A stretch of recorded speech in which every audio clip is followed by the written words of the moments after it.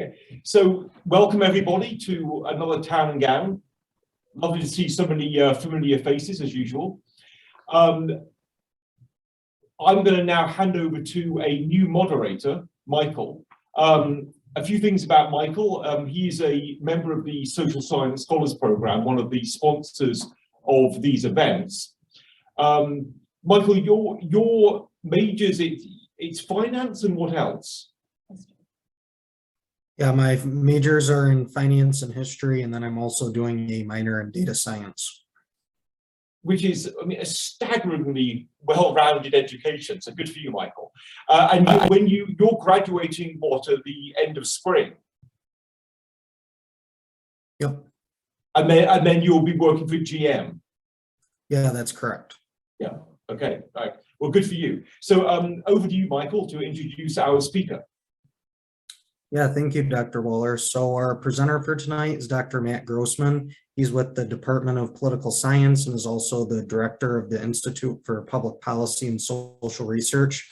Dr. Grossmann is a political scientist whose work focuses on party politics, special interests in politics, and methods in the social sciences. And his books include The Not So Special Interests, Interest Groups, Public Representation, and American Governance. Another book, Artists of the Possible, Governing Networks and American Policy Change Since 1945. Another one of his books is Red State Blues, How the Conservative Revolution Stalled in the States. And his most recent book is How Social Science Got Better, Overcoming Bias with More Evidence, Diversity, and Self-Reflection. And with that, I'll hand it over to Dr. Grossmann. Thanks so much. My daughter has a piano recital right after this, so you might hear a little background. I am going to share my screen, and this worked before, so hopefully it will work now. So this is a broad look at trends in social science, and this book just came out. It was a sabbatical, big picture book that I was able to take a broad look on how things look across the social sciences and finding some improvement in both truth-seeking and application. So I'm going to look at a few of the big trends in the social sciences today, but I also decided to add at the end, hopefully, we have time to get to a little bit of discussion of the Michigan redistricting process, because that is what IPSR has been up to lately, and it provides a little bit of an example, an application of social science and what it can and can't do to inform the public debate. So the social sciences are key to understanding many problems in the world. But they're sort of less respected and used and obvious places to start for when people think about sciences. So obviously we've been learning a lot through COVID over the last couple of years, and I think it's become obvious that social factors really matter for things like the spread of viruses. But they're not usually sort of the key sciences consulted. And even if we do uncover factors that matter to virus spread, that might be about social interactions, about the workplace, about politics, that doesn't necessarily mean that the sort of obvious policy levers associated with those findings are going to be pulled, or that people will respond to the information that social science accumulates. So there are many current critiques of social science, and I want to start with two versions of the critique based on a conflict between an ethnographer, sociologist, and a law professor.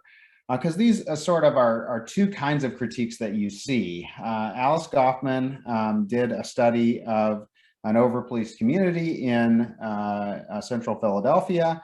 And her basic critique was the social sciences are not heeding the perspectives of these African-American poor males that are experiencing police in a way that you might not see or know if you just look at data on, say, arrests or survey data. And a law professor came along and said that she didn't get her facts right, that anytime you kind of went and checked up on a claim that she made, it just didn't check out with any other available evidence. And so these are sort of two critiques that we see. One is social sciences need to be representative, need to heed diverse voices more than they are. And another one that says, well, they need to get their methods right and make sure that they have the evidence for the claims that they make. And so one example here was the claim that Grossmann made that these young people were staying away from the emergency room because the police were using the emergency room lists to check for people who had outstanding warrants. And so the law professor said, this really just didn't check out. And the point that I want to make is that both of these critiques can be accurate. Even in this case, it can be quite important for us to know that the perception of young people in this area is so fearful that they might not even be willing to go to the emergency room if they needed to. On the other hand, we do need to know if what they are fearing is actually consistent with the evidence of what police are doing in that area. So we both need to get our facts right, and we need to be representative of the kinds of people that we are trying to study. Now, I review 5 core, very large disciplines in this book: anthropology, sociology, psychology, political science, and economics. And one of the things that I do is survey those social scientists at research universities. And one of the things I asked them was about how scientific each of these disciplines are. So these are social scientists judging themselves against some clearly scientific disciplines, biology and physics, and some clearly not, or not usually thought of as scientific disciplines, education and history. And what I think you can see is that social scientists judge themselves to be in the middle of the hard sciences and the humanities in the degree to which they are scientific. Social sciences can be studied scientifically, but it's harder to do that when it comes to investigating social phenomena. And these perceptions are consistent with what I term a real hierarchy of science in academia. And that is that social sciences really do fall sort of in between these kinds of fields. That is, when you look at things like educational measures, like prerequisite chains or the ambiguity of professor lectures, you do find social sciences being in the middle of the sciences and the humanities. Similarly, if you look at scholarly metrics, like whether there are laws mentioned or theories, and whether the articles are long or short, and whether the titles are long or short, there's all kinds of evidence that social sciences are kind of in the intermediary between these two kinds of fields. And there's also less assumed generalizability. So even when archaeologists and geologists go to the same site, for example, the geologist can assume more about the rocks and the layers that they find as being representative of a broader set of times and places than can the investigators of human history, who have to be attuned to the specific trajectory of that particular site and the differences there. So social life can be studied systematically and scientifically, but there are some basic problems with that have come up repeatedly in thinking about the philosophy of social science, that we're studying ourselves and can react to what we learn, and that human populations have diverse contingent trajectories, more so than natural phenomena. Now, I will point out that doesn't necessarily imply some kind of moral order. That is, the same social scientists in the very next question said that they value education and history, even of their own fields. So even though they didn't consider them sciences, they still got value out of those kinds of studies. But nonetheless, it's helpful to think about where you stand.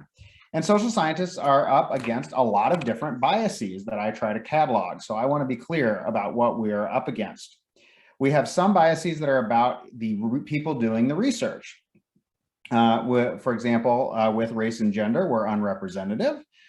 There's also geographic biases. We often try to study the world, but do so with data that is overwhelmingly from the last 50 years in the United States. That's going to introduce, even if we don't mean it to, introduce some biases in how we understand social life. And there are political biases that also matter, but we're more reluctant to admit what our goals are compared to what the societies we're studying, the diversity of their goals. Another category of common biases is about scientific practice, and these have gotten the most attention from science reformers. So we're working on reproducibility and finding new types of evidence, but the fields that study the development of social sciences also suggest that there are going to be disciplinary biases. So the easiest to think about is sociology is going to start from a perspective that you have more cultural and social influence, versus psychology is going to think of things as coming from individual predispositions. And those biases are fine as long as they are recognized as disciplinary starting points rather than truths about the world. Similarly, historical studies of science have pointed to institutional biases about the fact that social sciences are carried out in academia that are going to affect the incentives of researchers and how we present ourselves to the world. The harder set of biases are sort of innate difficulties. For example, we're all living at the same time, so we share that perspective, and we have difficulty generalizing or interpreting the past without doing so in our own terms from today. That, of course, is a problem that historians are very used to dealing with, and we can borrow from them in understanding it, but it is an endemic challenge.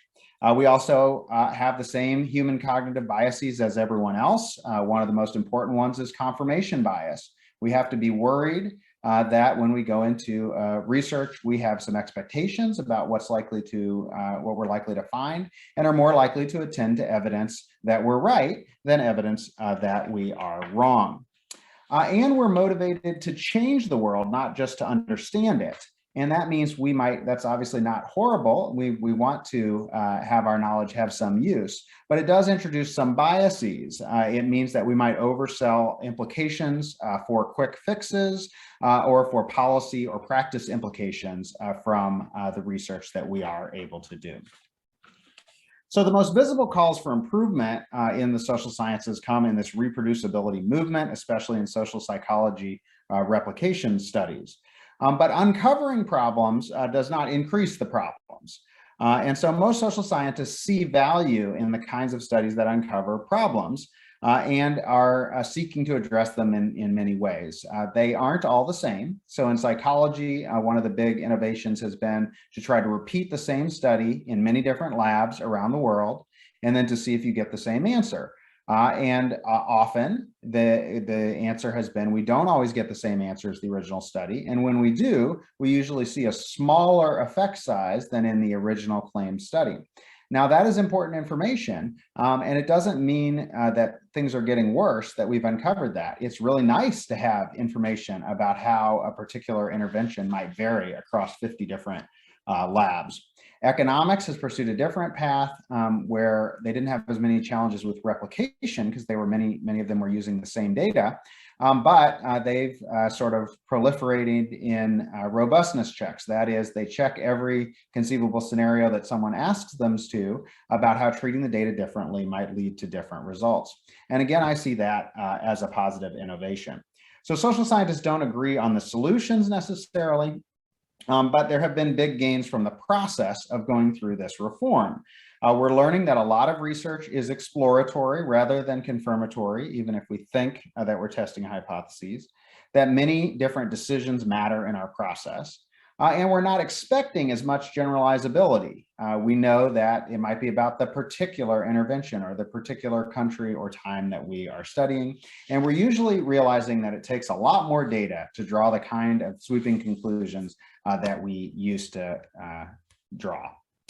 There are also real changes focused on evidence. We're less focused on one way of building theory because we see it isn't always consistent with the evidence.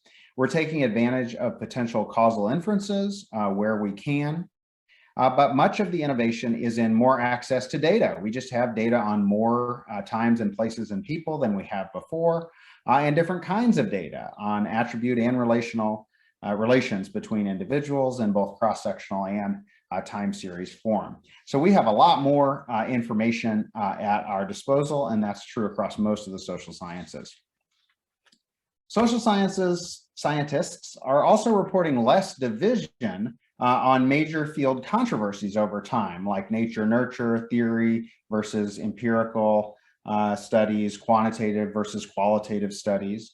But even though there's less division on these sort of core facets of how to do social science, there is still real movement perceived. So despite less division, most of the social sciences are becoming more empirical and less theoretical, more quantitative and less qualitative, and more causal and less descriptive. And all of them are becoming more interdisciplinary with larger teams across disciplines, more common in academic publication. So how can you have both less conflict and a direction? Well, take quantitative and causal inference research. There is less dispute than there has been in the past that, for example, you would want to have more generalizable interviews. You'd want to have more of them, and you'd want them to be more generalizable, and that would be better than fewer or not taking a broader sample. There's also less conflict that randomizing a treatment to see if you if you're able to show a cause is better if you are able to do that. So there's less conflict on that. But there's also less dispute that not all questions can be answered with data of that kind, and that not all questions can be answered with research designs that look like experiments. So we're moving in a direction, but not by dismissing the importance of descriptive or qualitative work, especially when it addresses important questions that cannot otherwise be addressed. There are some other common critiques of social sciences I just want to go through quickly. One is that we're part of sort of an overall decline of usually grouped with the humanities, that there's just fewer of us, we can't get jobs, etc. So this is just data on college teachers nationwide. I track university professors in separate data, and in all of those cases, I find basically stability across fields. Research universities are always a minority of placements, and across academia, the growth in professors is in applied fields rather than general fields. And the bulk of academia is in smaller and community college institutions rather than research institutions. So the main changes over time are actually that faculty are spending a longer time in their departments. The average faculty member in the average department has been 20 years since their PhD. And that there's a growth in the applied fields that came initially from the social sciences. So whereas in the past, places like education, business, and public policy would draw professors mainly with core social science PhDs, now those disciplines are producing their own PhDs. So I don't want to deny the problems for current or recent graduates of PhD programs in the social sciences. They really are in tougher shape than they have been before, but it's not because the social sciences overall are shrinking. Another common critique is of identity politics in academia. So not everyone is happy about the direction of academics. And lots of people are complaining about a lack of diversity. And then there are other people complaining that our aim for diversification has undermined our studies. I don't discount critiques of academic liberalism, but I see most of this is about the growing pains of diversification and our ability to address concerns. So a fun way of looking at it is this grievance studies debacle that happened where these three researchers submitted fake academic articles to journals and got some of them published. The most famous one was probably this one on rape culture at dog parks in Portland, where they claim to have fake data on, the interactions between humans and dogs at those parks. So some of these got published. So the hoax or fraud worked, if you think about it that way. But those who have looked at the incident afterwards have found that actually it was pretty hard to get these articles published, especially in better journals, especially in social science journals. And the ones that were published were mostly published based on fake data, not just based on theory. And that the actual review process actually improved these articles' treatment of their fake data. So the researchers who were assigned to review these articles dutifully looked over the data on dog movements in Portland and tried to say, well, what does the data support and what does it not? So I think it's perfectly fair to suggest, as these researchers did, that an article that started with anti-feminist ideas would be much harder to get a fair hearing in social sciences than one that started with feminist or liberal precepts. But anymore, even in the most odd corners of social sciences, you are still mainly getting a hearing based on the evidence that you bring to bear. And most of the effort is organized to try to make sure that you're able to make reasonable inferences from the evidence that you bring.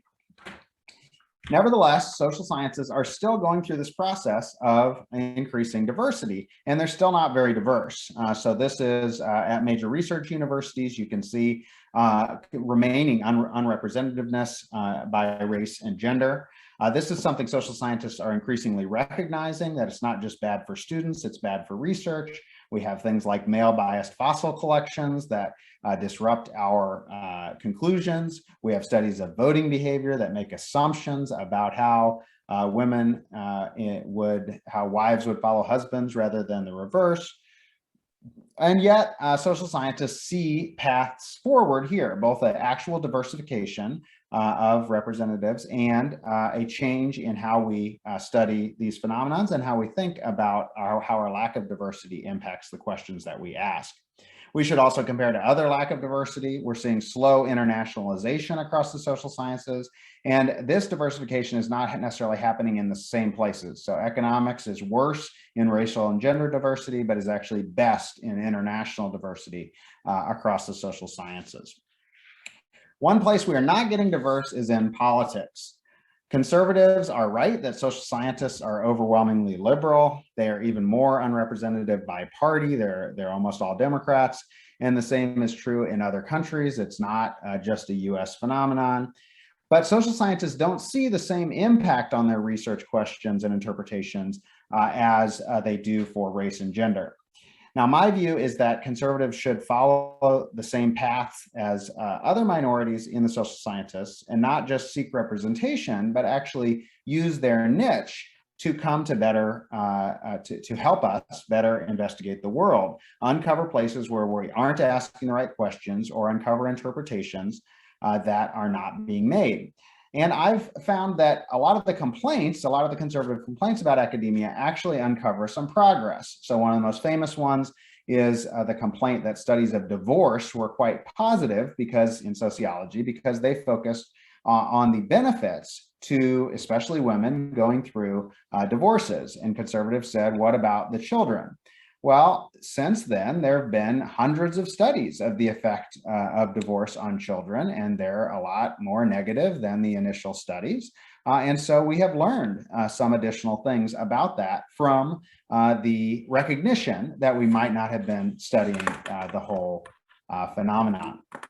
But again, that's evidence that we can gain when we think about our unrepresentativeness.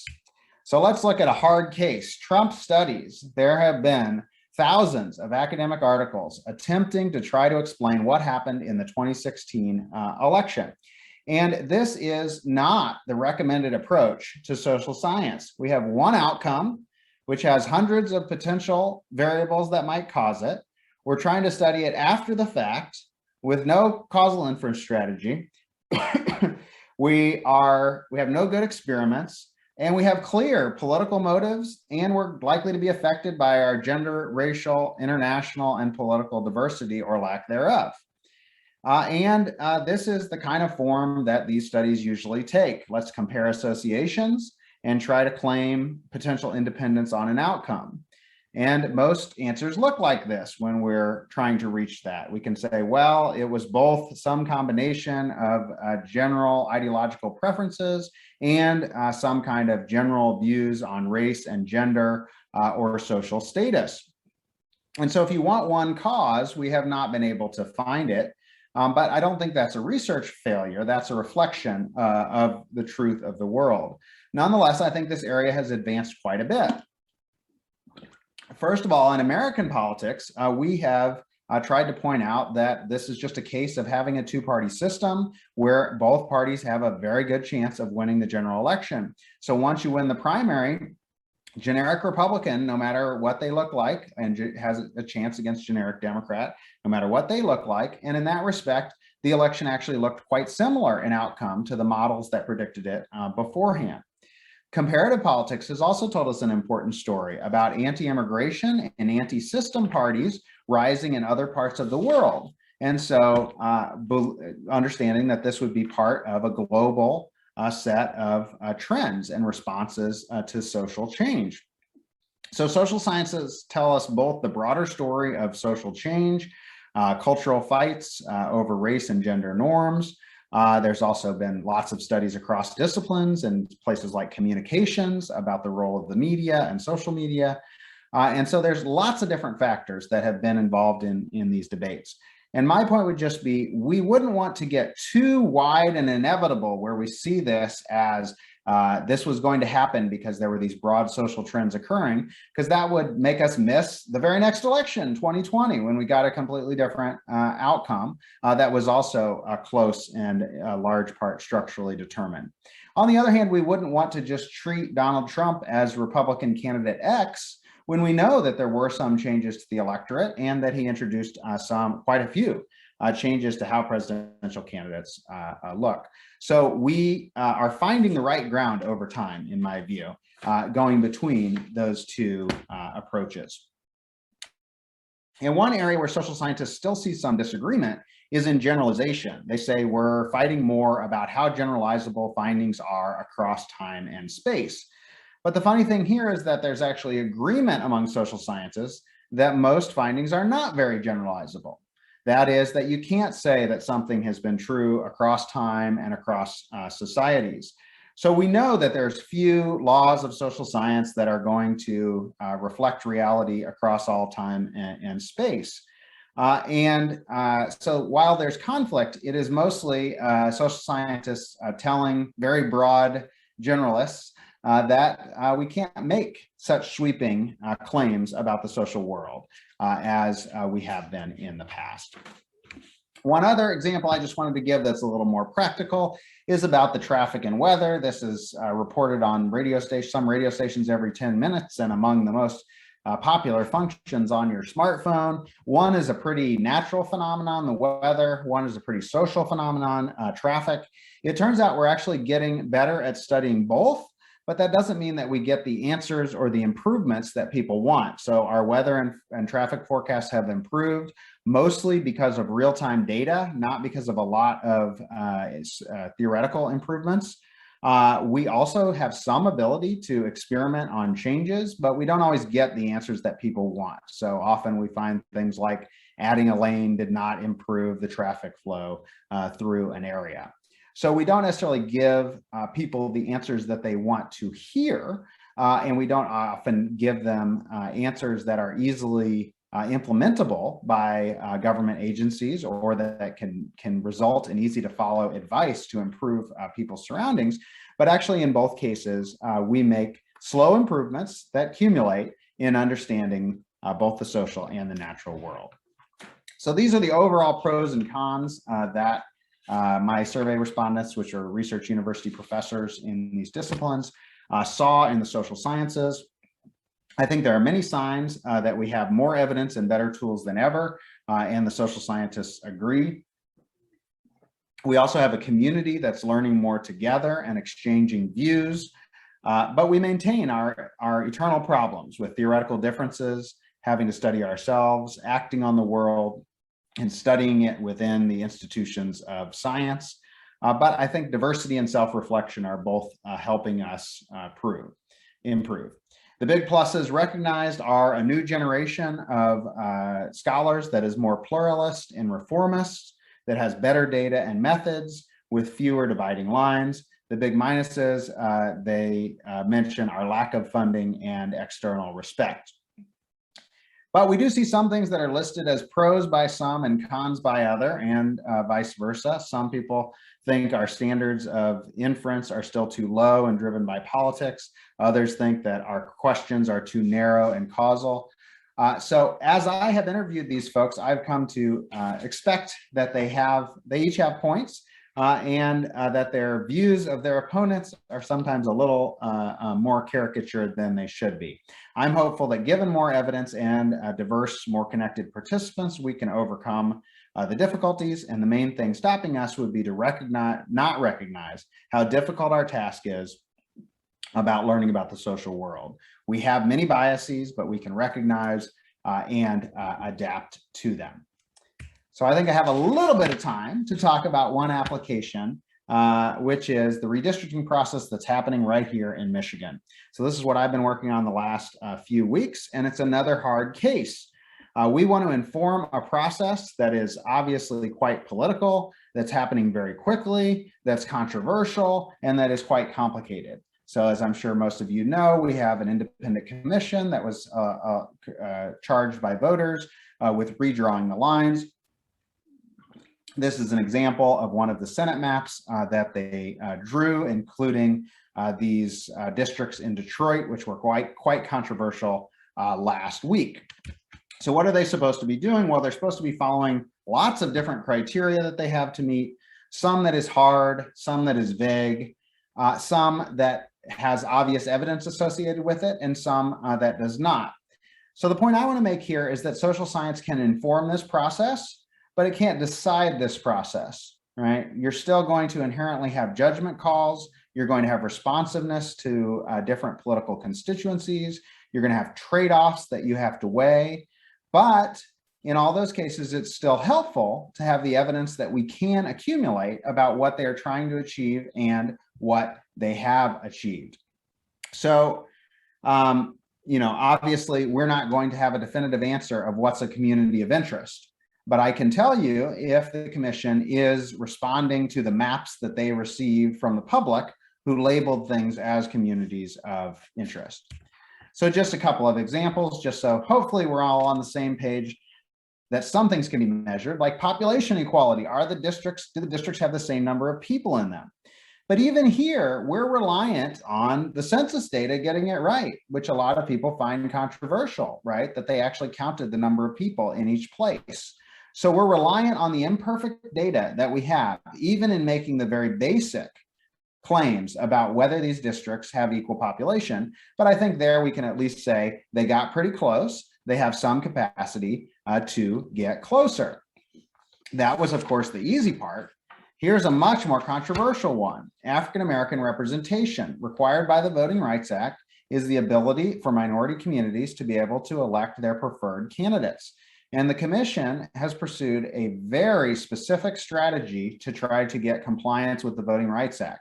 So what you're looking at is the dots are the maps that they produced, and these are the most African-American districts out of the 110 Michigan House districts that they produced. So we're just plotting how many African-Americans are in those districts according to the census in each of those plans. And you can see all of the plans are extremely similar. And so what that says is none of the districts got to a majority of African-Americans in most of these plans. They basically are around 40% for a very large share of those plans. So we can see they were doing something pretty specific. They were trying to get these districts to around 40%. Another thing social science can do is compare that to other kinds of ways of drawing districts. There's two comparisons here. Number one is we just have the computer draw 100,000 maps with just random lines on a map that make equal population districts. That's what these box plots are. Another is we have all of the plans submitted by the public, and we can compare their distributions on these variables. Now, in this case, we actually had no plans submitted. No one actually went through and drew 110 districts that were less than 25% different population than others. So we don't have much of a public map to compare against. But the computer, you can see, which was not trying to comply with the Voting Rights Act. I'm not trying to claim that these are good maps, but you can see that they, of course, drew some very heavily African-American districts, some that were over 90%, one that was over 90% African-American, one that was 85% African-American, and go down the range. So these maps that the commission drew are very, very different. None of the 100,000 maps that were drawn by the computer got anywhere close to what the commission did here, where they were trying to maximize 40% African-American representation. So I think that's a very important fact about what the commission did, and they got a lot of flack for it in Detroit last week. That does not mean that social science can tell you if this is a good approach or a bad approach. We can tell you what they were trying to achieve. If they tell us, here's why we did that, then we can also evaluate that. So we can evaluate in districts that are 40% African-American, are those districts likely to elect African-American candidates or candidates that were preferred by African-Americans regardless of their own race? And the answer there is usually yes. So you might say, well, that justifies what the commission did. But I would caution you to be cautious about what kinds of inferences you can draw from that. That's dependent on what candidates ran in those districts and whether the candidates themselves perceived a good chance of being elected in those districts. And many of them, at least, are saying now that they did not. So I'm not trying to say that this is the definitive analysis. My point here is we can inform this debate, but not decide it. Another extremely important debate about the maps is partisan fairness. But here again, you have to figure out what you are trying to achieve. So the dots again are maps. These are state Senate maps created by the Redistricting Commission. And this is doing a simple analysis where we just say in the first graph here, if the presidential election of 2016 was exactly like the vote for Senate in these districts, everybody who voted for Donald Trump voted for the Republican candidate, everybody who voted for Hillary Clinton voted for the Democratic candidate, what would the Senate results look like? And it looks like even though the actual statewide result was pretty close to 50-50, it would result in 17 Democratic members of the state Senate. So a minority of the state Senate by a fairly considerable range. You can see in the governor's election of 2018, which of course the Democrats won, the Democrats would actually have received 23 districts if everybody voted how they voted in the gubernatorial election in 2018. So the question is, what should these districts be trying to achieve? Now, the computer drawn maps that you can see here in these box plots are just, again, drawing random lines on a map. But they tell us something important, which is that if you do draw lines on a map, you're going to create districts that favor Republicans. And that is because Democrats are more concentrated in Michigan than Republicans.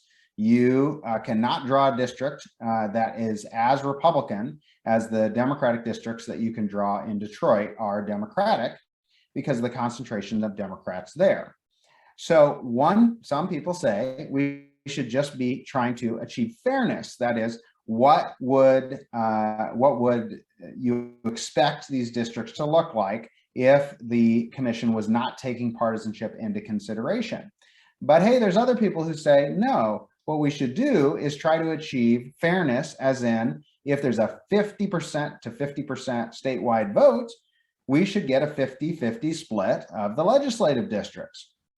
And for them, that would mean that the commission is taking party into consideration. It's explicitly drawing districts in order to try to maximize the chance that the winner of the statewide vote would win the election. And what we find is that the commission is doing something in between with all of their maps.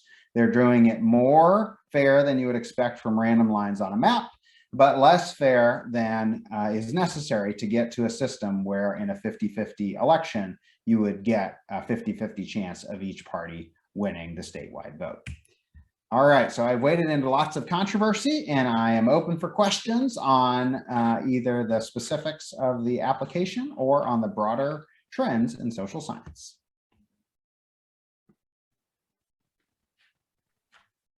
Yeah, thank you again, Dr. Grossman. So as your moderator, I'll be organizing the question and answer session. So if you wish to type your question into your chat, you can do that and I will read it out aloud, or you can use the raise hand function in Zoom and I can call on you and you can ask your question that way.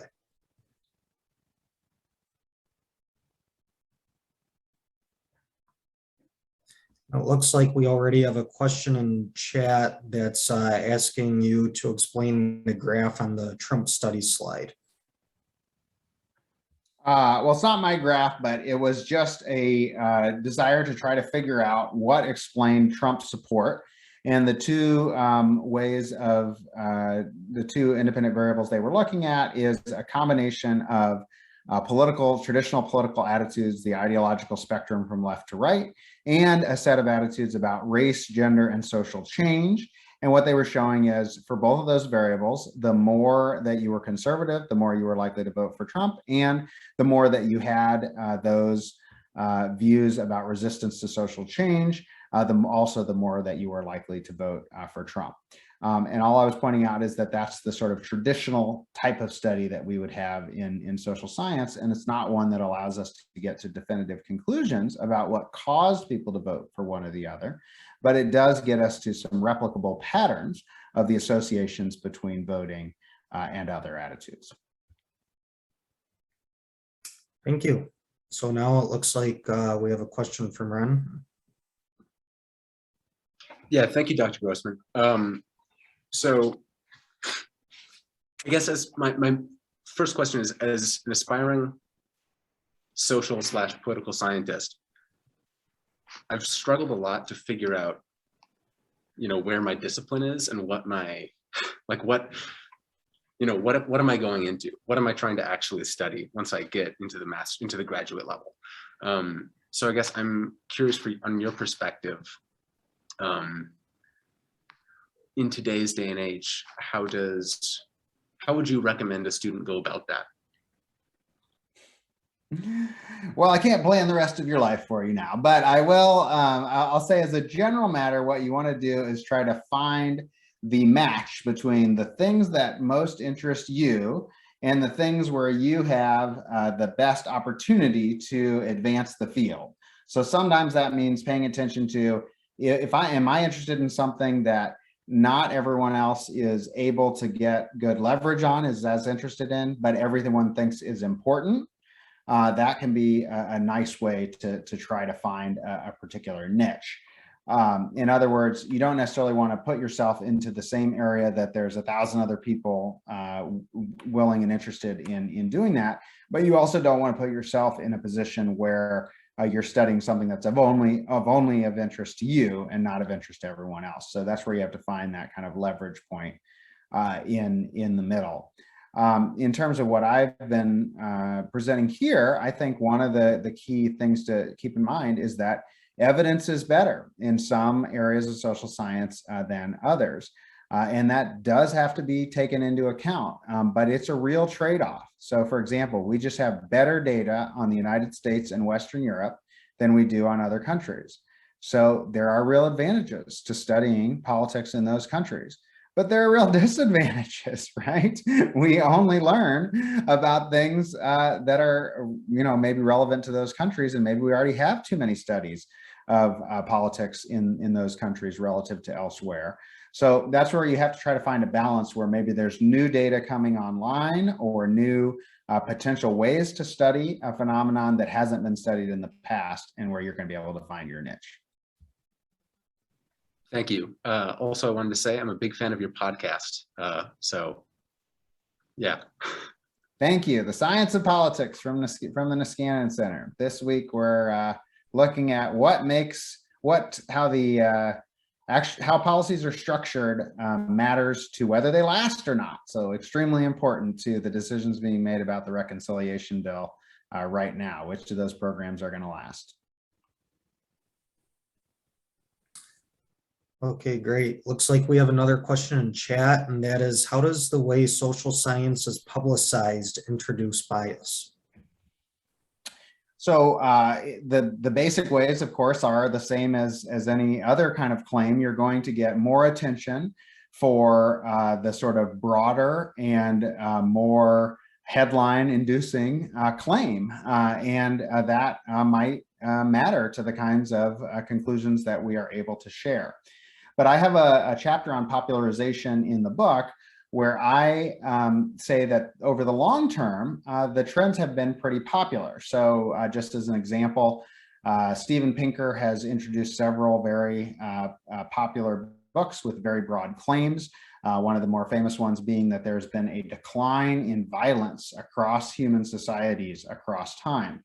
And so you might think, well, that's a big claim that got a lot of attention. But one of the benefits is that it actually stimulated a cross-disciplinary research endeavor of some people who wanted to prove Pinker wrong, of some people who wanted to narrow the claim. Overall, the development of that claim has actually been pretty positive in my view. What we know is that there has been a huge decline in interstate war deaths in recent times, but that there's also been increases in Civil War deaths over certain periods.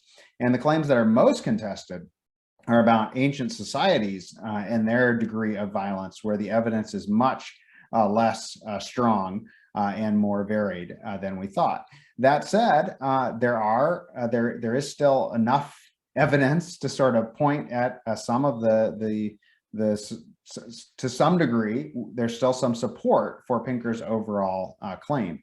So I think that the trajectory of popular debates is often better than we give them credit for. By introducing it into popular debate, social scientists have to argue with one another across very different fields. They also have to get input from non-social scientists, people like journalists and citizens that are being investigated. And that whole process, in my view, improves the kinds of conclusions that we're able to reach.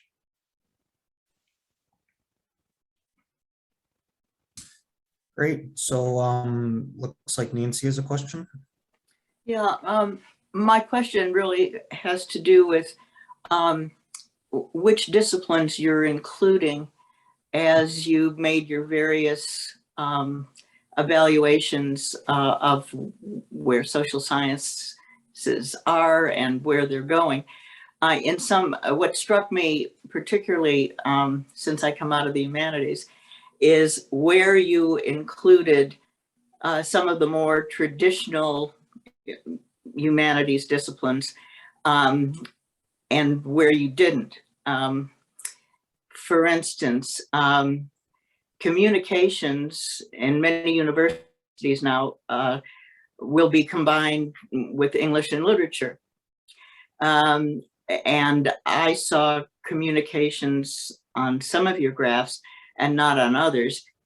And the one that I noticed where communications was missing was on the race and ethnicity one, where my my intuition, excuse me, would tell me that there might be better diversity. In another place, I noticed that history is included, which is certainly or has traditionally been a humanities discipline. So is it because these disciplines are becoming, in quotes, more scientific, more experimental, more data-driven, that you've included them? And where have you included them in the questions that you asked, and where haven't you?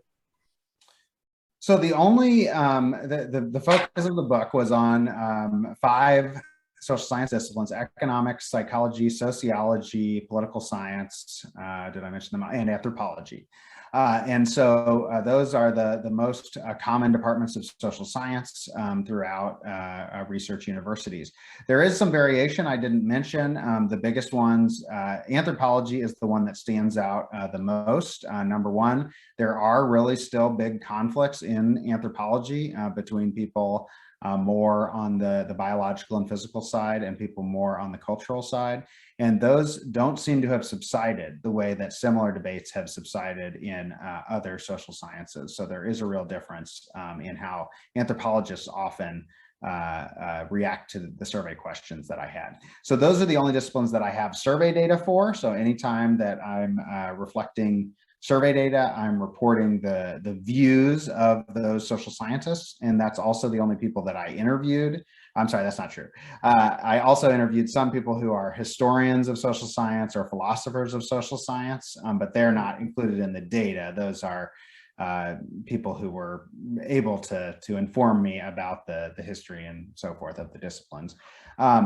But on the graphs where I did have history or some other disciplines, it was because of the data availability. So for example, in number of professors, that's federal data, and that's just the way that they categorize the disciplines.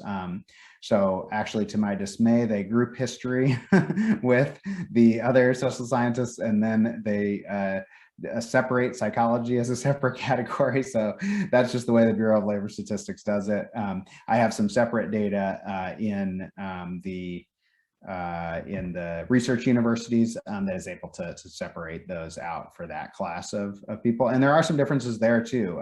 For example, psychology is a massive field, but it is mostly of community college professors, whereas anthropology is a huge proportion of anthropology professors are working at research universities. So you get a very different kind of field, even within the social sciences. Last thing on communications, although I didn't specifically study people in communications, some of the literature that I reviewed on the history of social sciences did refer a lot to communication. So I do know some of that story, and it does seem to follow some similar trajectories that we're seeing in the social sciences in terms of how it's interpreting and gathering evidence over time, and how it's been subject to just a lot more data in recent years.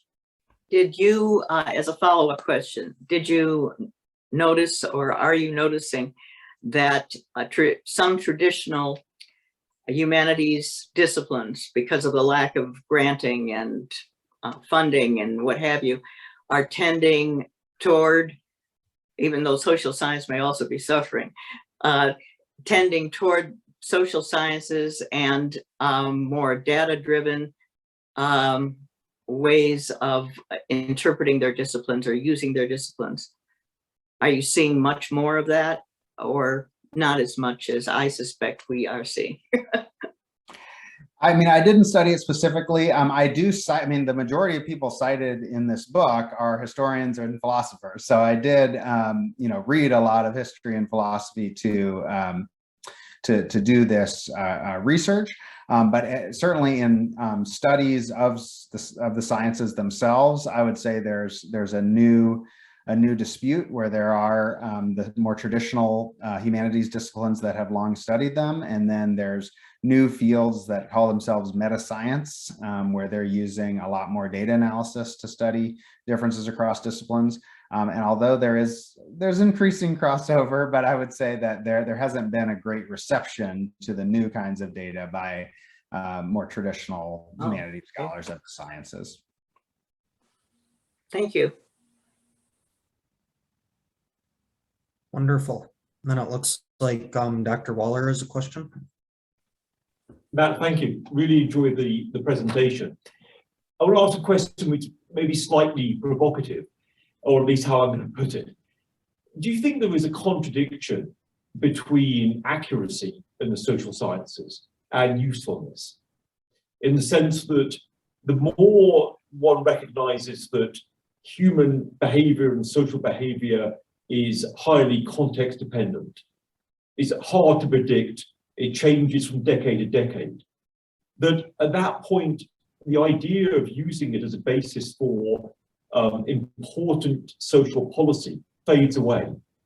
That if we recognize complexity, then we lose then there's no basis on which to any longer suggest how we can do things better as a society. Well, I would just say that there's no grand pronouncements maybe that we can make that apply in every context, but I don't think that means that the studies aren't useful. One of the things that I point out is that the social science, there's sometimes complaints within the social sciences that the move toward, say, policy relevance is kind of moving the social sciences away from some sort of core interest. But the history of social science is that they were applied from the beginning, and that they were designed to inform public policy from the beginning. So there's always been the kinds of trade-offs that I call application bias that you're referring to, that come from our desire to influence the world, not just understand it.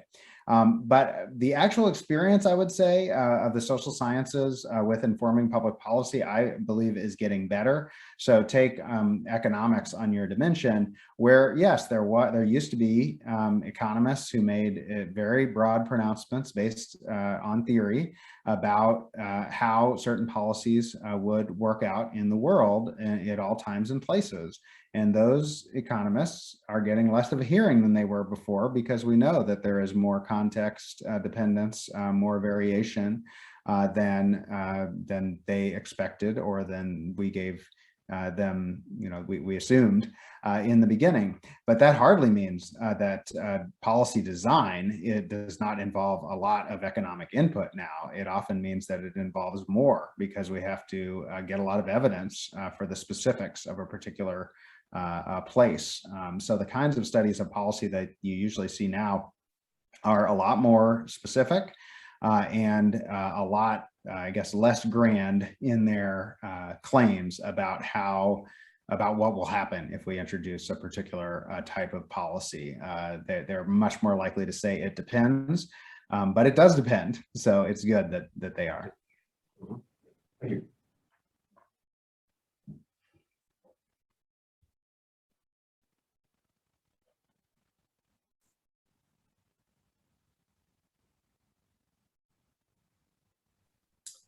Looks like we have another question from Ron.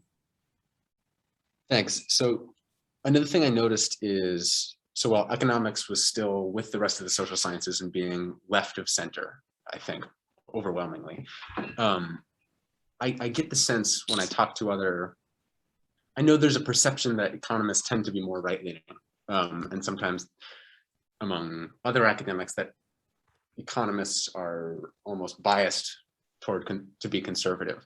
I don't know, what are your thoughts on that perception? Well, so yes, compared to other social scientists, economists are the most conservative social science. Compared to the American public, they're to the left of Democratic primary electorates. So that means that they're going to be perceived differently depending on the audience. I would say that involved in those usual discussions, though, is a broader debate about human nature, where economists are assumed to sort of have a view about incentives and about trade-offs that might be less conducive to liberal policymaking. And so sometimes that debate is not really about, say, do they have a right-wing perspective, but it's more about, do the kinds of models that economists bring to bear make it more or less likely that we're going to get kind of my preferred policy intervention? Do they look at the right things? And so that might be sort of different than just a general kind of political perspective. But yes, economists are on the right of the social sciences, but decidedly on the left compared to the public. And again, that's not just a US phenomenon. It's true in other developed countries as well.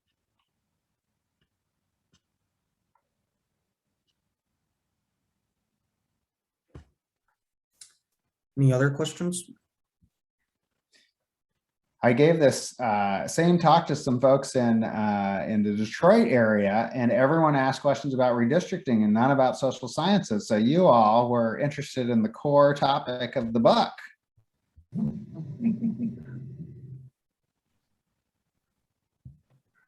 I guess I'll ask one of my own then. So kind of related to the discussion about the political preferences of social scientists, I know you mentioned that one of the ways to try to bring in some ideological diversity is to try to make sure that like conservatives are having an input on the research process.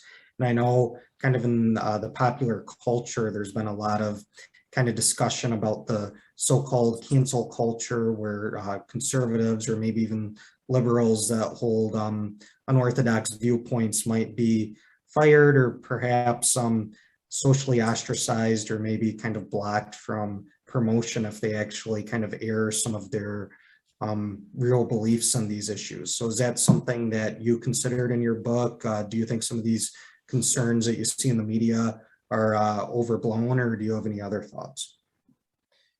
Well, some social scientists are concerned about this and did list it. You could see it in my list of negative things about social science that several of them pointed out. So I don't want to dismiss it as a possibility. And I also think there are outcomes beyond research where it may be important, like whether people want to continue in academic careers, if they don't, if they're conservatives, for example. Those kinds of outcomes might be very important, even if they don't affect research. But in the actual research trajectories that I looked at, I just didn't find, I found all the stories that conservatives are telling about academia, I found them in there, but then I found the research responding to them and actually going out and trying to find if the claims that were made by conservative critics were true or not, whether there was evidence consistent with them.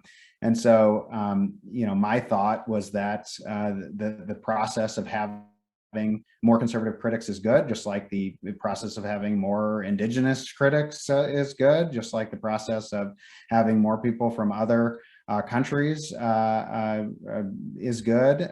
All of those things have been improving social science. But we should keep in mind that there are times when we have to try to do perspective taking because we can't get the diversity. And so, for example, we're not going to get people in the 19th century to come study with us today. So we're all looking from one temporal perspective. And so we have to go out of our way to figure out how that is affecting our view of the world. And there's no diversification of academia way of solving that problem. So we're very used to that problem, and we have ways of addressing it. Awesome, thank you. Looks like we've got another question.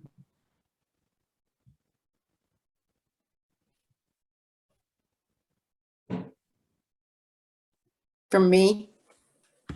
Yep, go ahead. I was curious about your graph that showed the greatest reasons for optimism and pessimism in the fields. The greatest impact for optimism is a new generation of scholars. Could you speak a little bit more about why that rationale is the most compelling? So I think it is related to seeing the kinds of trends that I'm seeing that others are seeing. And it is interesting because this was actually cited by lots of people who were quite late in their academic careers. So it's not the case that this is the young people touting themselves.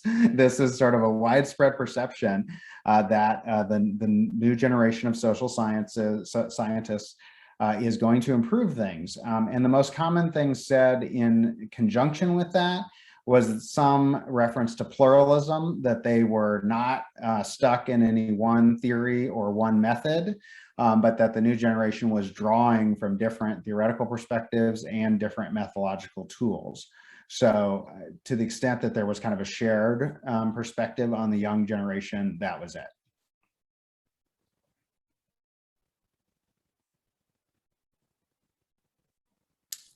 Thank you. Do we have any other questions? No one wants to tout their redistricting plan or Matt, can I jump in with a question that's quite related to Michael's? Yes. You showed the data about the liberal bias of social scientists.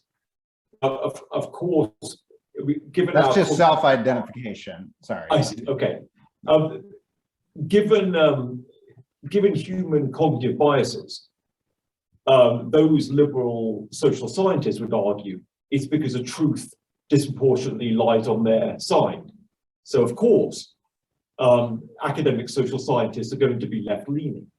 What are the alternative explanations, do you think, for that? And is that a good argument? Well, first of all, we do try to assess some of that directly. So we do, assess if you present facts that are kind of equally inconvenient to the ideological perspectives, how do people react? And we don't find liberals any less biased in their reactions than conservatives. To the extent that we have evidence about general intelligence and its relationship to ideology, there's an association with social liberalism, but economic conservatism. So it doesn't seem like there's sort of any general association. But I think the most common explanation for the preponderance of liberals in academia is about career choice. The people select into academia over a very long career, and it's similar to the kinds of trends that we're seeing in lots of other similar knowledge careers. So I think it is mostly selection rather than even people changing their attitudes as they go through the social sciences, but that doesn't mean that there's no change. In more recent years, this complaint has been, I guess, a little more pointed in the sense that there are a lot of people who say in the Trump era, there's not going to be any academic Republicans. So economists will say this, for example, there's plenty of academic economists who advised the Bush administration, but there weren't many that advised Trump, and that wasn't, because of a change in perspective on the part of the economists. It was because of a change in the Republican Party and what it represents. So I do, again, take that kind of view to heart, but I think as a general matter, there's first no evidence that liberals are just overall better at dealing with inconvenient facts, and second, there is a lot of evidence of selection into academia by liberals. Yeah, good point. So it looks like Marna has another question.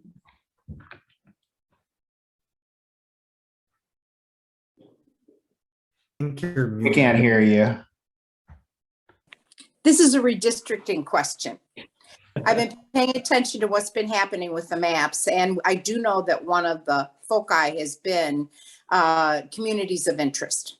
So in one of the maps, I believe it's the state Senate map, they have carved out East Lansing and Meridian Township and put those two communities, large communities with neighbors to the north that are, there's certainly some kind of balance there between liberal communities and conservative communities, but it does not seem to serve the aspect of communities of interest. And I wondered if you could speak just a little bit about the importance of that and how that's being addressed.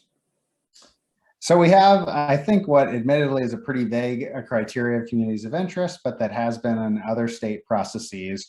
The Constitution does further specify that it could be, but is not limited to, cultural communities with shared cultural backgrounds or economic interests. So there is a little bit of guidance, but not a whole lot to what the commission is trying to do. The public has interpreted this provision much more broadly as basically I should get to design my district, which I think is a little bit of a stretch compared to the language. In other words, I think the original intent was that this was like neighborhoods or sets of communities that could fit within a district, but were not necessarily the entire district. But several people submitted their current congressional district as a community of interest. So some people are clearly trying to game the system, and others are being honest about how they perceive their community, but doing so in a pretty large way, like submitting the whole Lansing metro area as a community of interest. And so I think it's just a hard thing for the commission to deal with all these different communities. Just as one measure, we tried to look at how many communities of interest as presented were split by the state house maps, and the answer is nearly all of them, because people drew very large communities of interest that were too large for these state house districts. I think it's a difficult task to incorporate all the different ways that people think of their districts. But one thing I would point to is that if people do start thinking about their districts like that, like there were people who said, I live outside of Lansing and I don't want Lansing included, and there were people who said the opposite. But that would tend toward the creation of homogeneous districts, so districts where people had a lot in common across the whole district, which in political terms means uncompetitive districts generally, and socially segregated districts that were predominantly from one race or ethnicity. So there are trouble with interpreting it, and then there's trouble with comparing it across these other criteria.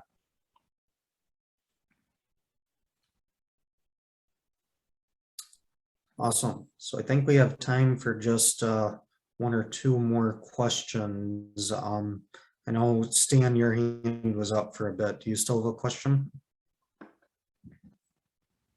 No? Okay. Any others?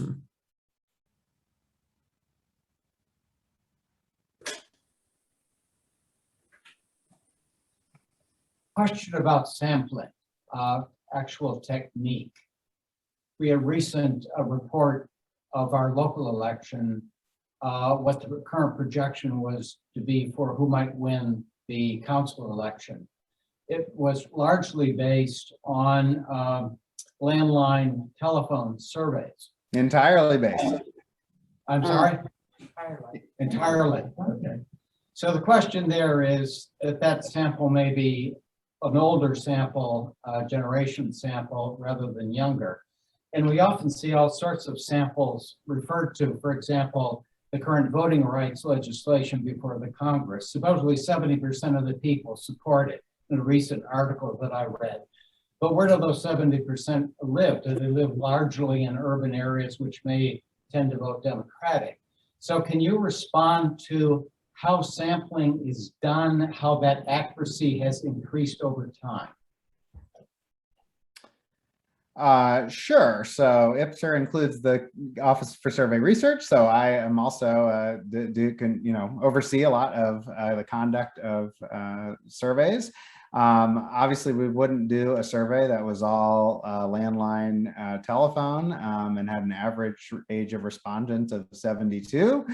That doesn't mean that it won't provide any insight into the election, but there were also, I think, only like 90 respondents to that survey. So it had, even by traditional metrics, even assuming no error besides sampling error, it had a margin of error of like 15%. So if you're comparing two candidates, one that has like 2% and one that has like 20%, you can't necessarily even make a firm prediction about who's ahead. So the typical national survey that you see is not going to have those characteristics. It is going to be in some way made to be representative of the US population. You can call cellular phones, you can put people into an internet panel and have a more representative sample. So usually that doesn't mean that there's not, important errors in the process. As a general rule, we usually say that if you're trying to match even a well-known population characteristic, that, you actually need to double the reported error, the reported margin of error, because that is only taking into consideration if you had a true random sample and there are other sources of error besides that in the estimate. But nonetheless, saying that, it might sound like, we're not getting very close, but it does mean that we're able to actually meet a lot of population benchmarks. So for example, we're doing it now with vaccine take-up. Obviously, we would want to know that our survey evidence was correct for vaccine take-up, and we have we have some real data on vaccine administration. We also sometimes have administrative data in other areas that we can match to surveys. And they get pretty close. They just don't get quite as close as advertised and quite as close as people want. Like, for example, people want to be able to tell the difference in an election where the candidates are only 3 or 4 points apart. And that's going to be hard to do. Now, one thing that's specific to the local arena is that I think people just have a misperception that, if we're only trying to, predict 10,000 voters in East Lansing, it should be pretty easy compared to understanding the US as a whole. And that's just not true. It takes just as many people, and it has to be a representative sample, whether you're trying to understand the East Lansing electorate or the United States as a whole.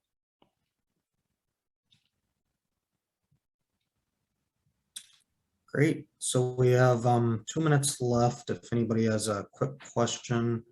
And other than that, I think we can probably wrap up early.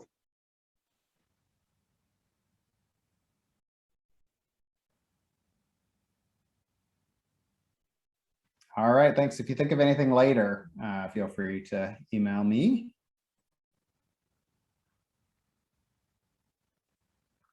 Super. Okay. Matt, thanks so much. That was really interesting and a superb Q&A.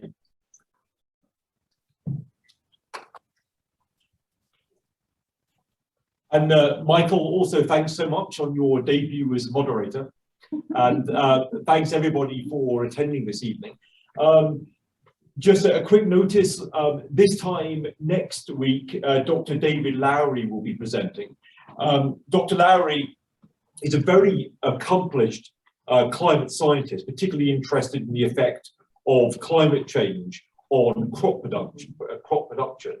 But he's also the inheritor of the fascinating project on campus, where I'm not sure how many years, they disinter another box of seeds to see whether they've survived. So he'll be talking about both of these areas of his expertise.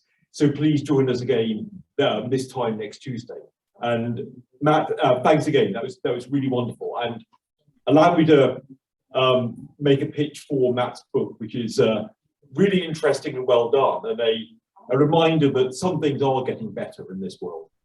So see you next week. Thank you.